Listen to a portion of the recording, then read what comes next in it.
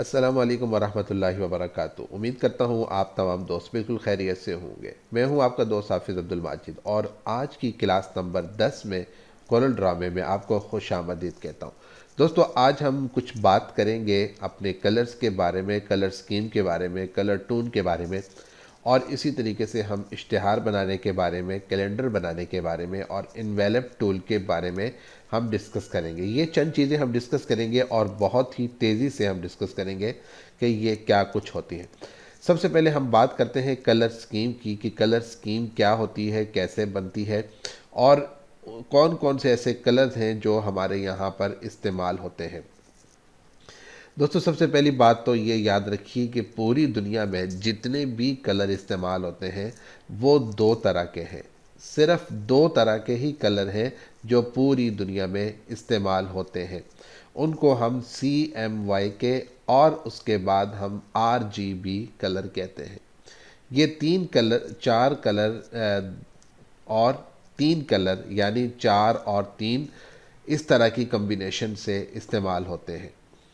आपने देखा होगा कि बहुत सारे दुनिया में कलर्स पाए जाते हैं, लेकिन वो सारे कलर इन 7 कलरों के अंदर ही रहते हुए एक दूसरे से मिलकर बनते हैं। सबसे पहली बात तो ये जहन में रखिए कि ये CMYK और उसके बाद जो हमने RGB डिस्कस किया है ये क्या चीज़ है। सबसे पहले CMYK और उसके बाद है RGB। ये दो मुख्तलिफ़ किस्म के कलर्स हैं। C फॉर सयान, M फॉर मजेंटा, ये for yellow, K for black, R for red, G for green, B for blue. ये कलर्स हैं जो आपको अभी हम यहाँ पर दिखाएंगे और ये बताएंगे कि जब उनमें चेंजिंग होती है तो किस तरीके से होती है। जब हम बात करते हैं CMY की तो सबसे पहले आपको ये पता होना चाहिए कि सयान कलर कौन सा है, मैजेंटा कलर कौन सा है, येलो कौन सा है, ब्लैक कौन सा है। सयान और मैजेंटा तो दो थोड़े से डिफरेंट हैं, जबकि येलो और ब्लैक आप लोग जानते हैं। येलो पीला रंग और ब्लैक काला, और रेड जो है वो सुर्ख, G फॉर ग्रीन सब्ज जो है, और ब्लू नीले रंग का। अगर हम यहाँ पर जब बात करते हैं किसी कलर के एडजस्टमेंट की, फॉर एग्जांपल मैं यहाँ पर ये एक बॉक्स सेलेक्ट करता हूँ और मैं यहाँ पर ये एक कलर सेलेक्ट कर देता हूँ। अब ये देखना कि ये कलर है कौन सा है और इसमें कितना C कलर यानी सयान कलर इसमें ऐड है। हम यहाँ पर नीचे आते हैं और यहाँ पर आकर हम इसको क्लिक करते हैं तो हमारे पास एक छोटा सा डायलॉग बॉक्स ओपन हो जाता है। यहाँ पे देखें कि सबसे पहले हमने CMYK कलर चूज़ किया हुआ है और हमने यहाँ पर इसको कलर दिया है एक ये वाला कलर। अब ये देखने में जो कलर लग रहा है ये नीला सा कलर लग रहा है, लेकिन जब हमने इसको इसकी जो पोजीशन है, इसको जो साइज़ दिया वो हमने 100% दिया, तो यहाँ पर C हमें उसने बता दिया कि ये 100% में है और इसका नाम सयान है। ये इसका नाम है। यही वाला कलर मैं अगले वाले बॉक्स में भी ले लेता हूँ। फॉर एग्ज़ाम्पल मैं यहाँ पर इसको बंद करके और इसके बाद इसको सिलेक्ट करता हूँ और इसको सिलेक्ट करने के बाद यहाँ पर मैं ये कलर ले लेता हूँ और इसको मैं कर देता हूँ डबल क्लिक।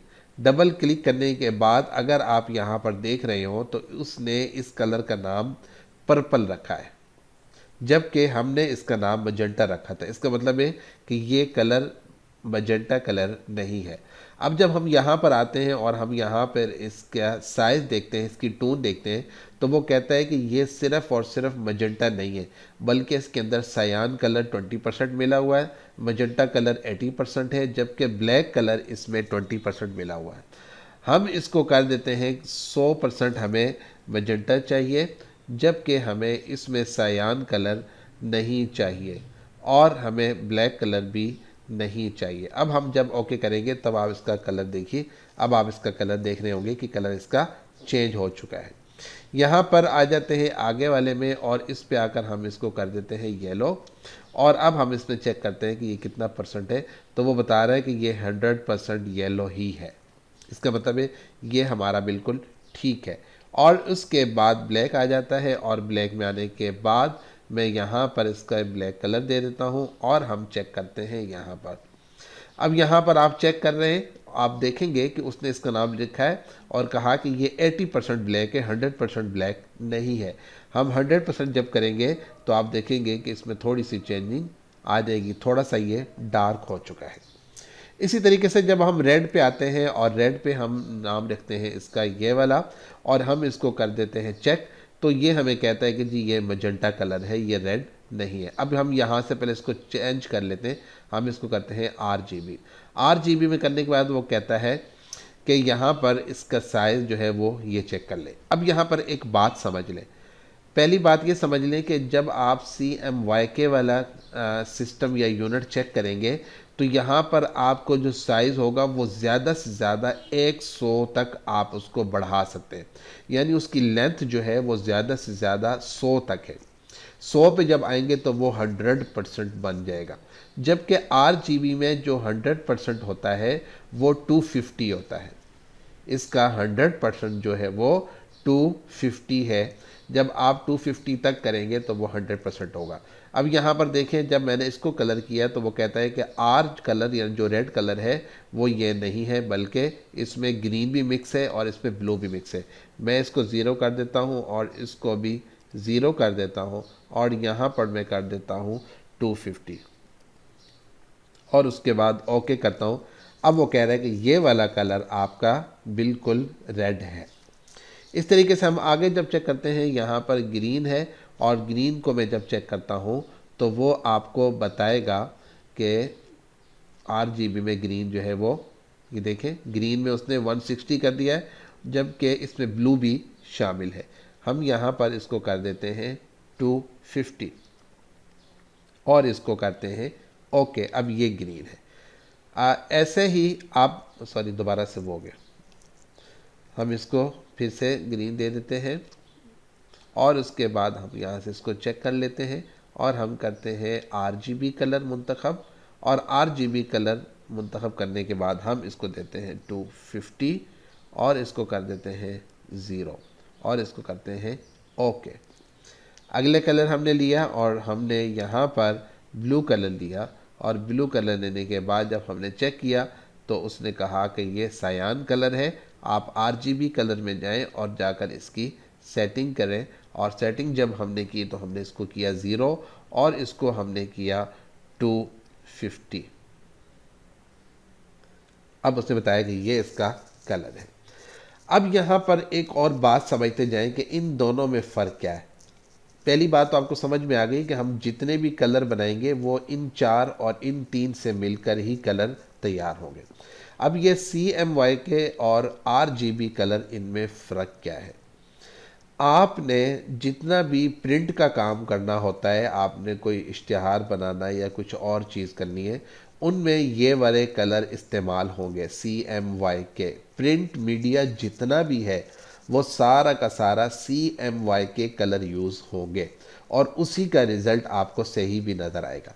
जबकि आप डिजिटल प्रिंटिंग का जब काम करेंगे, जैसे सोशल मीडिया पोस्ट बनानी है, आपने वेबसाइट बनानी है, वेब डिज़ाइनिंग करनी है, वेब डेवलपमेंट करनी है, ठीक है, आपने जो भी स्क्रीन पे नज़र आने वाला काम है, उसमें जब आप कलर्स का इंतखाब करेंगे तो वो आप RGB कलर का इंतखाब करेंगे।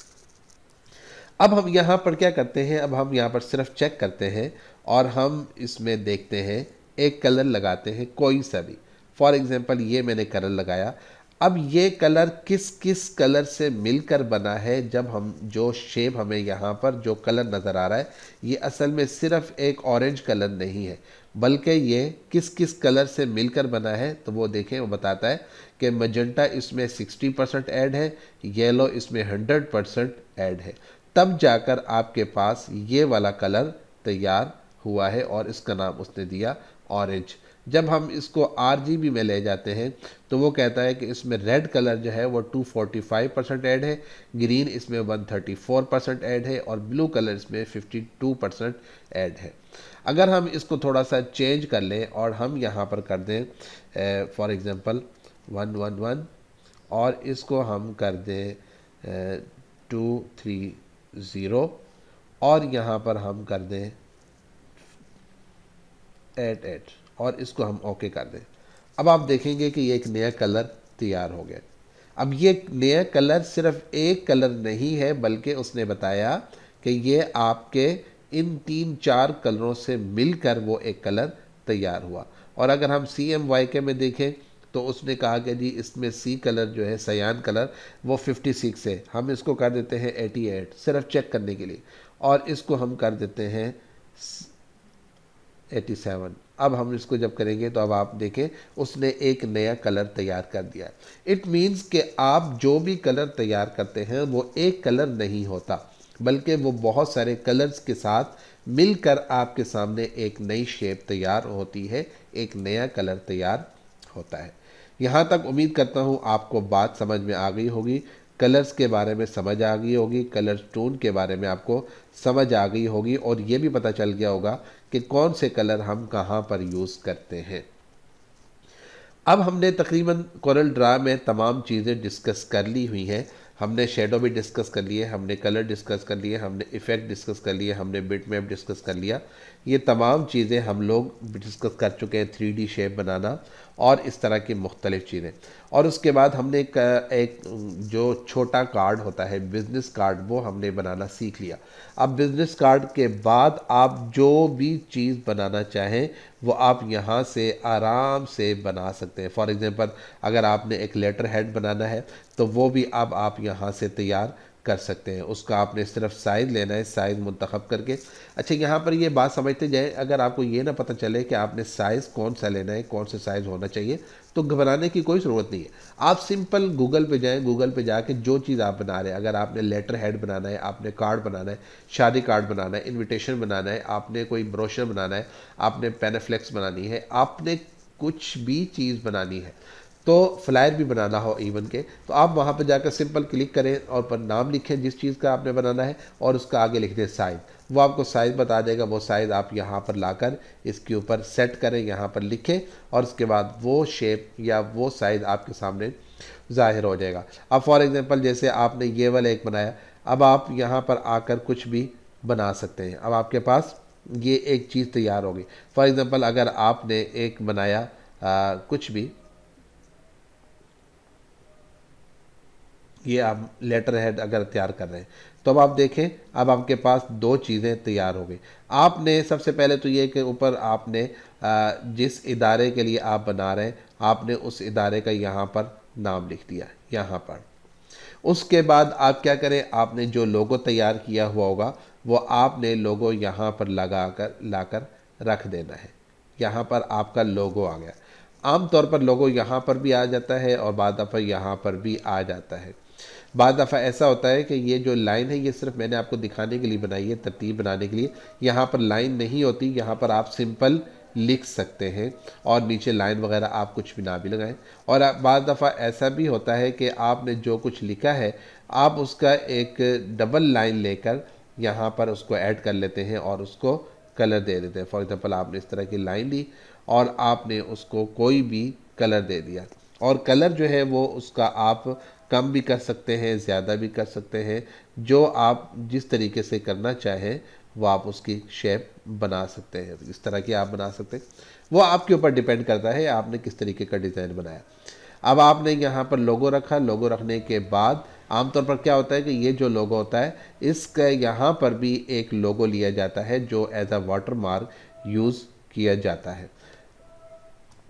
यहाँ पर सेंटर में वाटर मार्क के तौर पर उसको इस्तेमाल किया जाता है। आप भी इसको वाटर मार्क के तौर पर इस्तेमाल कर सकते हैं। इसकी ओपेसिटी कम कर दें और उसके बाद जितना आप बनाना चाहें आप उसको यहाँ पर शो कर सकते हैं। इसकी यहाँ पर जो ब्राइटनेस है वो आप कम कर सकते हैं। उसके बाद आपने यहाँ पर सिंपल लिखना होता है डेट। डेट क्या है, यानी जो डेट जिस डेट के लिए आपने वो बनाना होता है, और उसके बाद नीचे आपका रजिस्ट्रेशन नंबर आ जाता है या रेफरेंस नंबर आ जाता है। सबसे आखिर में आप यहाँ पर आकर अपनी कंपनी का नाम या जिस शख्स का वो लेटर हेड है, फॉर एग्जांपल अगर किसी डॉक्टर का है या कुछ भी है, तो वो यहाँ पर अपना नाम और यहाँ पर वो कॉन्टैक्ट नंबर लिख देता है और एक लेटर हेड आपका तैयार हो जाएगा। अब इसमें कलर कैसे करना है, कलर स्कीम क्या होगी, कलर थीम क्या होगा, वो सारा आप अपनी मर्ज़ी का बना सकते हैं। बाद दफ़ा ऐसा भी होता है कि किसी इदारे में आप काम कर रहे होते हैं तो उस इदारे का वो कोई ख़ास कलर होता है, फॉर एग्ज़ाम्पल ग्रीन कलर है, रेड कलर है, वाइट कलर है, येलो कलर है, कोई भी है। इस तरीके से डॉक्टर्स अगर बनाते हैं तो यहाँ पर एक चाँद बनाते हैं, वो रेड कलर का होता है, ठीक है, और नीचे जो लिखाई होती है वो आमतौर पर रेड कलर के अंदर होती है। तो ये आपके ऊपर ख़ुद डिपेंड करता है कि आप क्या करना चाहते हैं। ये आपका लेटर हेड जो है वो 10 मिनट के अंदर अंदर आपकी मर्ज़ी का तैयार हो जाता है। इस तरीके से आपने कोई इश्तिहार वगैरह बनाना हो, कुछ भी बनाना हो, वो आप यहाँ पर ऐड कर सकते हैं। अब हम थोड़ा सा और आगे बढ़ते हैं और हम देखते हैं कि अगर हमने कोई चीज़ बनाई है, फॉर एग्ज़ाम्पल हमने क्या बनाया, हमने एक शेप बनाई, और शेप बनाने के बाद हमने अगर उसमें किस तरीके से चेंजिंग करनी है, फॉर एग्ज़ाम्पल हमने कुछ लिखा है, हमने लिखा और लिखने के बाद हमने उस लिखाई को किसी एक ख़ास शेप के अंदर फिट करना है।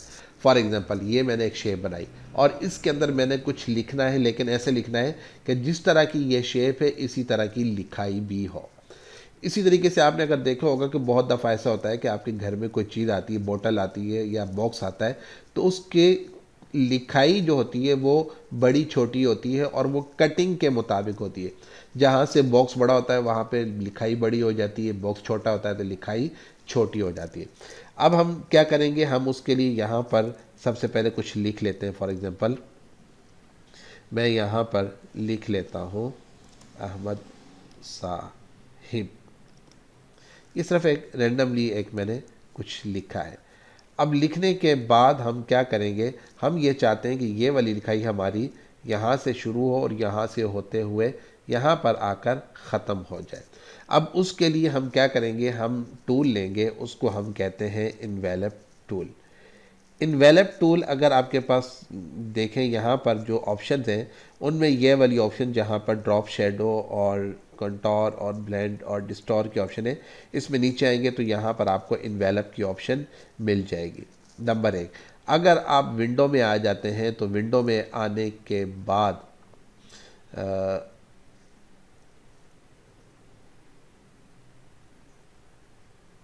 विंडो में आने के बाद ये डॉकर्स DOCKERS, विंडो में आने के बाद डॉकर्स की ऑप्शन, और इस ऑप्शन में आप जब आके यहाँ पे सर्च करेंगे तो आपको यहाँ पे कहीं ना कहीं पर इन्वेलप जो टूल है वो आपको मिल जाएगा। ये देखें, इसमें आए इफ़ेक्ट्स में, और इफ़ेक्ट में आने के बाद यहाँ पर आकर देखें इन्वेलप। यहाँ से भी नहीं मिलता तो आप इसकी शॉर्ट की इस्तेमाल करें, Ctrl+F7 दबाएंगे, कंट्रोल के साथ F7, तो आपके पास ये वाली विंडो ओपन हो जाएगी। अब हम क्या करना चाहते हैं, हम ये चाह रहे हैं कि ये जो हमने लिखा है हम इसके अंदर फिट कर दें। हम क्या करेंगे, ये वाला जो ड्रॉपर है, ये जो छोटा सा पेन नज़र आ रहा है, हम इसको क्लिक करेंगे। अभी आप मेरे जो कर्सर देख रहे हैं इसकी शेप कैसी है, और जब मैं इसको क्लिक करूँगा उसके बाद शेप कैसी होगी। मैंने जैसे ही यहाँ पर किया, आप देखें मेरी शेप चेंज हो गई। और इस शेप को देखकर आपको याद पड़ रहा होगा कि जब हमने पावर क्लिप यहाँ से डिस्कस किया था तो उस वक़्त भी इस तरह की शेप बन जाती। तो ये पावर क्लिप नहीं है लेकिन उस जैसी एक शेप है। अब मैं क्या करूँगा, मैं इसको लाकर यहाँ पर जिस चीज़ के ऊपर मैं लिखना चाह रहा हूँ मैं उसके ऊपर लाकर क्लिक करूँगा। अब जब मैंने क्लिक किया तो आपने देखा कि इसकी ये शेप इस तरह की बन गई है। अब इसके बाद मैं यहाँ से कर दूँगा अप्लाई। अब अप्लाई जब मैंने किया तो अब आप देखिए कि इसको जब आप रखेंगे तो ये बिल्कुल इसके ऊपर सही फिट आ जाएगा। ले, जो आपने लिखा था बिल्कुल वैसा का वैसा आपको यहाँ पर फिट नज़र आ रहा है। अब आप इसको बड़ा छोटा खुद भी कर सकते हैं, और अगर किसी एक जगह से आप बड़ा छोटा करना चाहें तो वो भी आप कर सकते हैं। ये अब आपके ऊपर डिपेंड करता है। आप यहाँ से भी इसको बड़ा कर सकते हैं, कुछ भी आप कर सकते हैं। यहाँ से खींचकर अगर आप बड़ा करना चाहें, आप इसको ग्रुप करना चाहें, अनग्रुप करना चाहें, आप इसमें इफ़ेक्ट लगाना चाहें, आप इसमें कलरिंग करना चाहें, जो चीज़ आप करना चाहें वो आप यहाँ पर कर सकते हैं। ये आपके ऊपर अब डिपेंड करता है कि अब आपने क्या करना है। जो आप करना चाहेंगे वो आप कर सकते हैं। फॉर एग्ज़ाम्पल हम इसको पहले पीछे वाले बॉक्स को सिलेक्ट करते हैं, हम उसमें ये कलर दे देते हैं और इसको हम ये वाला जो लिखाई हमने की है इसकी हम लिखाई चेंज कर देते हैं और हम इसको येलो कर देते हैं और उसके बाद हम इसे रख देते हैं यहाँ पर। तो ये आमतौर पर लोगो वगैरह बनाने के लिए इस्तेमाल किया जाता है। उम्मीद करता हूँ ये भी आपको बहुत अच्छे तरीके से समझ में आ गया होगा। इसकी ये बाकी ऑप्शंस भी हैं, ये भी आप चेक कर सकते हैं कि इनमें क्या कुछ काम हो सकता है। अब हम आते हैं, अब हम देखते हैं कि अगर हमने कोई कैलेंडर बनाना हो, फॉर एग्ज़ाम्पल ये मई का महीना चल रहा है, हमने मई का कैलेंडर तैयार करना है, हमने जून का तैयार करना है, जुलाई का, अगस्त का, 2021 का, 2020 का, 2022 का, किसी भी मंथ का अगर हमने एक कैलेंडर तैयार करना हो तो वो हम कैसे तैयार कर सकते हैं बहुत जल्दी के साथ। ये आपको कोरल 7 के अंदर ये अपॉर्चुनिटी मिलेगी कि आप इसकी मर्ज़ी का तैयार कर सकते हैं। फॉर एग्ज़ाम्पल हमने क्या करना है, हम यहाँ पर कोई एक शेप बना लेते हैं। अब हम यहाँ पर आएंगे टूल्स में। टूल में आने के बाद सबसे नीचे वाली ऑप्शन देखें, मैक्रोस, इस पे आप क्लिक करें और सबसे पहले जो पहली वाली ऑप्शन है मैक्रो मैनेजर की ऑप्शन, आप इस पे क्लिक करें। अगर आप इस पे क्लिक ना करना चाहें तो इसके साथ एक शॉर्ट की भी लिखी हुई है, Alt प्लस शिफ्ट और F11, ये 3 बटन आप इकट्ठे प्रेस करेंगे तो आप यहाँ पर पहुँच जाएंगे। यहाँ पर जब आप पहुँचे तो आपको ये छोटी सी एक विंडो नज़र आएगी।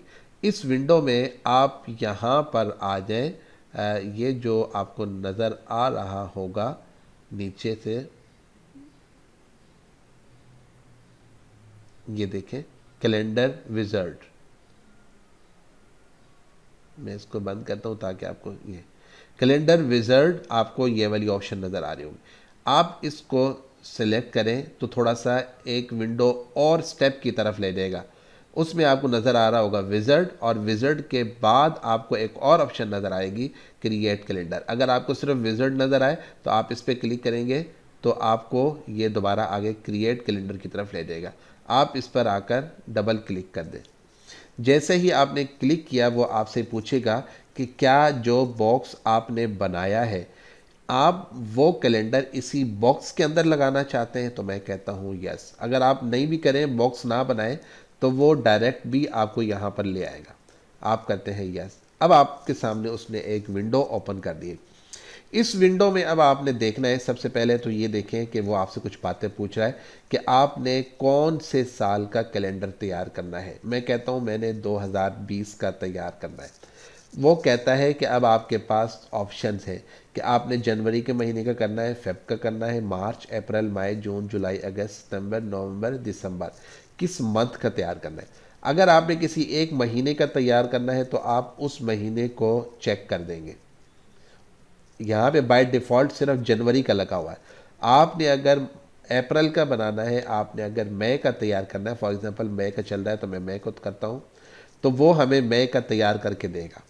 अगर आप कहते हैं कि मुझे पूरे साल का तैयार करना है तो आप आल वाली ऑप्शन पे क्लिक करेंगे तो आप देखें सारों को उसने चेक कर दिया है।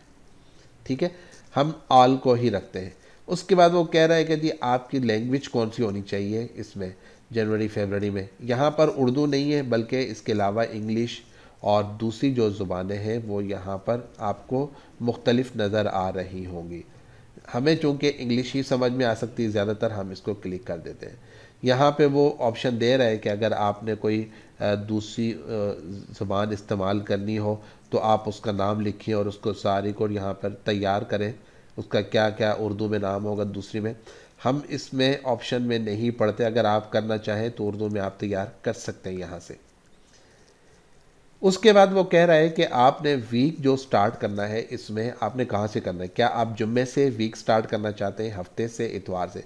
हमारे यहाँ चूँकि मंडे से चलता है तो हम मंडे को ही सिलेक्ट करेंगे, अदरवाइज़ आप यहाँ से कोई भी डे सिलेक्ट कर सकते हैं। हमने मंडे कर दिया। उसके बाद पूछ रहा है कि ये जो आपने तैयार करना है कैलेंडर, उसका लेआउट कैसा होना चाहिए। क्या ऐसा हो कि वो एक ही कैलेंडर नज़र आए बड़ा करके। हम कहते नहीं कि हमें कोई और ऑप्शन दें। वो कहता है कि जी ऑप्शन ये है कि मंथ होगा, उसके साथ जो है ना वो चल रहा होगा मंथ, और ऊपर आपको 2 महीने छोटे छोटे नज़र आएंगे। फॉर एग्जांपल यहाँ पे हम देखते हैं कि क्या हुआ, और हम यहाँ पर ये देखें, अब आपको उसने एक शेप दिखा दी कि जी इस तरीके से आपकी जो शेप होगी वो तैयार होगी। मैं इसको थोड़ा सा बड़ा करता हूँ ताकि हमें, यहाँ पर 2 महीने चल रहे हैं ऊपर और जनवरी उसके अंदर चल रहा है। मैं कहता हूँ कि ये अच्छा नहीं लग रहा। अब वो कहता है जी आपके पास और भी ऑप्शन है, आपके पास ये भी ऑप्शन है, मंथ होंगे 2 लार्ज होंगे और एक दरमियान में सही छोटा महीना चल रहा होगा जिसको आपने इस वक्त चलाना है। फॉर एग्जांपल जनवरी चल रहा है, मई चल रहा है, और बाकी जो महीने होंगे वो इसके इर्द गिर्द आ जाएंगे। और ऑप्शन ये है कि आप इस तरह का भी बना सकते हैं, और ऑप्शन ये है कि आप ये भी बना सकते हैं, और ऑप्शन ये है कि आप कोई भी बना सकते हैं, ऐसे भी बना सकते हैं, और ऑप्शन ये है कि आप इस तरह भी बना सकते हैं। यहाँ पे मर्ज़ी का आप अपना एडवर्टीज़मेंट भी यहाँ पे कर सकते हैं किसी भी चीज़ की। अगर आप कोई, आपके पास कोई प्रोडक्ट है, आप उसकी एडवर्टीज़मेंट कर सकते हैं। ये दरमियान में आपकी पिक्चर लग जाएगी, और बाकी जो है वो आप जो भी करना चाहें यहाँ पर आ जाएंगे, और ऊपर आप कोई कैलेंडर या कोई भी चीज़ बनाना चाहें, कोई पिक्चर लगाना चाहें, वो भी आप लगा सकते हैं इस तरीके से। तो जो भी आप ऑप्शन करना चाहें वो आपके पास ऑप्शन हो सकती है। उसके बाद नीचे आगे आगे आए तो ये आपके पास 3 ऑप्शन है।